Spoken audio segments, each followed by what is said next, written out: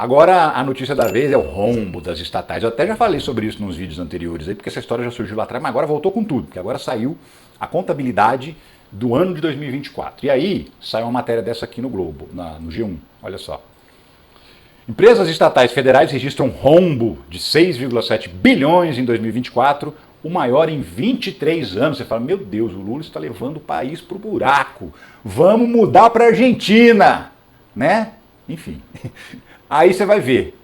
Eu tenho que dizer, ó, essa galera aqui, ó, que assina essa matéria, gente preguiçosa ou orientada para fazer errado e topou fazer. Essa que é a grande verdade, tá?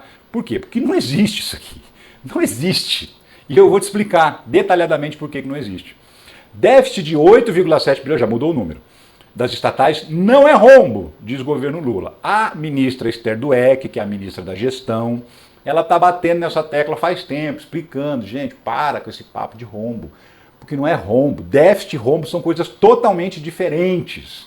E qual é a diferença? Então, o Estadão publicou uma matéria aqui dizendo assim, ó, estatais têm déficit de 8 bi, diz BC, governo vê lucro em algumas. Entenda a contradição, governo vê lucro. Ele fala como se fosse uma versão. Ó, o governo está alegando que tem lucro, como se não tivesse balancete, para você olhar um por um e falar, olha, é verdade ou é mentira. Então, não existe essa história de governo ver lucro, como se o governo estivesse alegando algo que ele não consegue provar. O balanço é público, qualquer um pode ter acesso ao balanço das empresas estatais. E ele não tem prejuízo, que essa é a grande diferença. Déficit não é rombo, rombo é prejuízo. Déficit não é prejuízo. E ó, como é que você vai entender isso? 9 das 13 estatais com déficit tem lucro, diz ministra da Gestão. Déficit não é prejuízo. Por quê? Vamos imaginar uma situação hipotética aqui. Você vai comprar um carro. Aí você ganha dinheiro de alguém da sua família, sei lá, sua mãe te dá dinheiro para você comprar um carro, te dá 50 mil reais, deposita na sua conta esse mês de janeiro.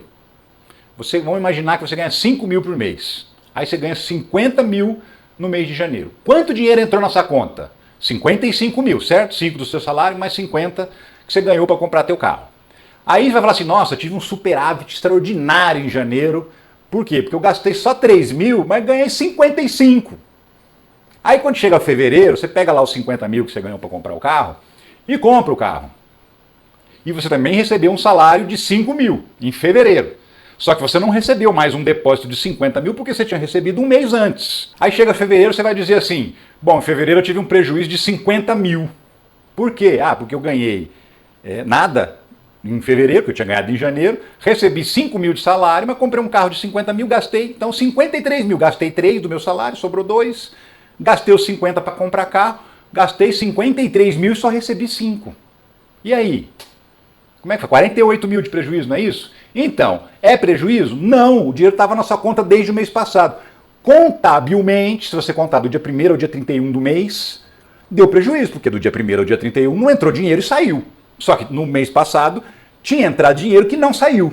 É exatamente o que acontece com as estatais. Por exemplo, o maior prejuízo, ou rombo que estão chamando, é a Engeprom. A Engeprom é uma empresa de engenharia marítima, ela fabrica navios para a marinha. E aí quando o governo quer construir um navio novo para a marinha, o que ele faz? Ele manda o dinheiro para a empresa. Então o ano passado, 2024, ou 23, perdão, que a gente já está em 2025, em 2023 o governo foi lá e colocou o dinheiro na conta da empresa. Mas a empresa não começou a fazer o navio em 2023, então o dinheiro ficou lá no caixa, parado. Aí você vai falar que em 2023 a empresa teve um super lucro? Não, porque o dinheiro foi colocado lá para fazer um projeto no ano seguinte. Aí chega 2024, a empresa fala, beleza, vamos fazer o diacho do navio, vamos gastar esse dinheiro. Aí ela vai lá e gasta o dinheiro e faz o navio.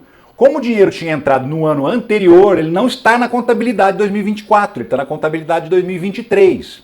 Aí você fala assim, quanto dinheiro entrou nos cofres da empresa esse ano? Nada. Quanto saiu? 2 bilhões. Nossa, prejuízo de 2 bilhões. É claro que não. O dinheiro entrou no ano anterior para ser gasto no ano seguinte. Então, na contabilidade da Engeprom, em 2023 ela teve um lucro estratosférico e em 2024 ela teve prejuízo. Isso na contabilidade. Por quê? Porque a contabilidade conta um período, do dia 1º de janeiro ao dia 31 de dezembro.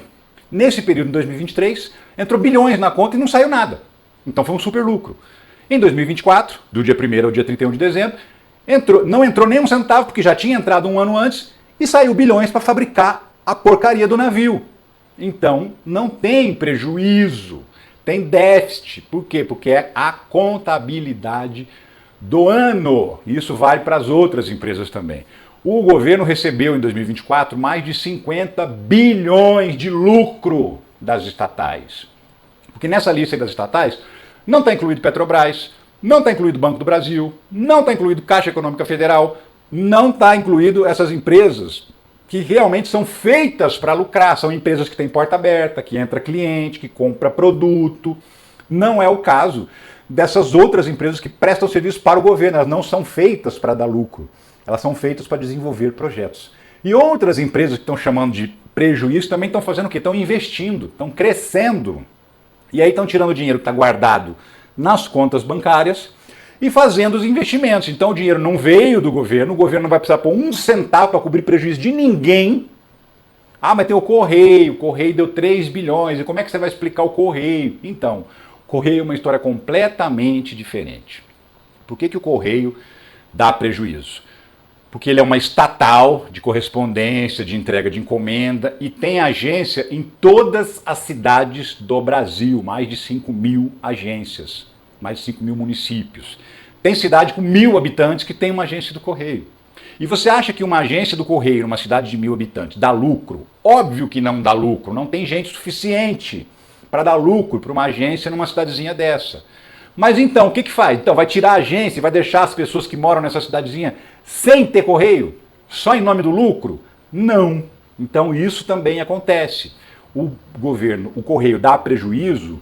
Por quê? Porque ele presta serviço em localidades que não dão lucro, porque o interesse é social. O interesse é garantir que essas pessoas que moram nessas cidades tenham o serviço à disposição. Porque senão, se for olhar só pela lógica do lucro, metade das cidades do Brasil não vai ter Correio. E aí quem sai no prejuízo? É o Correio? Não, somos nós que precisamos do Correio. Precisamos mandar um SEDEX, mandar um documento, fazer uma compra, receber uma encomenda, mandar uma carta quase ninguém manda mais, mas o resto, tudo isso aí a galera faz e faz muito ainda. Então assim, para que todo brasileiro, não importa onde ele more, tenha acesso a uma agência do Correio, é claro que vai dar prejuízo. Ah, mas no governo Bolsonaro deu lucro porque eles não investiram um centavo, sucatearam o Correio, deixaram tudo se destruir porque eles tinham o objetivo de vender o Correio. Aí quando eles perdem a eleição, o Lula assume e fala, não, nós não vamos vender o Correio. Nós vamos investir de novo no Correio para melhorar o Correio. E investir significa gastar dinheiro para reestruturar aquilo que foi sucateado. Então, o prejuízo do Correio está relacionado a esses dois fatores, a investimentos em melhoria e para manutenção de agências em locais que, se fosse uma empresa privada, ela não teria uma agência lá, pelo simples fato de que não dá lucro, tem muito pouca gente. Mas o Correio é um serviço social, a gente precisa dele. E ele tem que estar em todos os municípios, porque todo brasileiro tem direito a ter um Correio perto de casa. Tem cidades que não tem uma agência bancária. E o Correio funciona como agência bancária. Um correspondente bancário para essas pessoas. Você entende a importância de você manter uma agência dos Correios numa cidadezinha minúscula, lá no fim do mundo? É isso, então é natural que os Correios deem prejuízo quando eles estão prestando serviço em um monte de lugares que não dá lucro, mas que precisa prestar esse serviço. Tirando o Correio, olhando para as outras estatais, é tudo isso que eu falei. Não tem prejuízo nenhum, porque primeiro não são empresas que têm porta aberta, que você vai lá e deixa o seu dinheiro, compra um produto, despacha uma carta, compra um litro de gasolina, abre uma conta bancária. Não é uma empresa que tem relação com o público, são empresas que têm relação só com o governo. Só o governo contrata essas empresas. Elas só servem para isso, elas não foram feitas para dar lucro, elas não são empresas convencionais. Elas são CNPJ, porque você tem que abrir um CNPJ para assinar convênio com o governo e prestar serviço para o governo. Por isso que na contabilidade tem esse negócio. Um ano entra dinheiro e não sai, no outro ano não entra dinheiro e sai. E aí, ninguém fala que em 2023 a Ingepron deu lucro, mas em 2024 todo mundo fala que ela deu prejuízo. Entendeu? É porque é preguiçoso, é mau caráter até quem escreve esse tipo de barbaridade querendo convencer a gente dessa lorota. Mas a verdade é essa, então não tem prejuízo nenhum, muito pelo contrário, o governo lucrou mais de 50 bilhões com as estatais. E com quais estatais? Com aquelas que são feitas para lucrar, com aquelas que existem para vender serviços para o público em geral. Essas têm que dar lucro. Tirando o Correio, que tem essa questão de ter agências em localidades distantes que não dão lucro, tirando o Correio, as outras empresas que prestam serviço para o público, elas têm sim que dar lucro. Essas foram feitas para dar lucro. E essas dão bilhões, 50 bilhões de reais de lucro. BNDES, Banco do Brasil, Caixa, Petrobras, todas essas empresas aí que são estatais, tudo dão lucro. Então é mentira, uma mentira preguiçosa de quem inventa essas histórias para te enganar. Espero que você tenha entendido.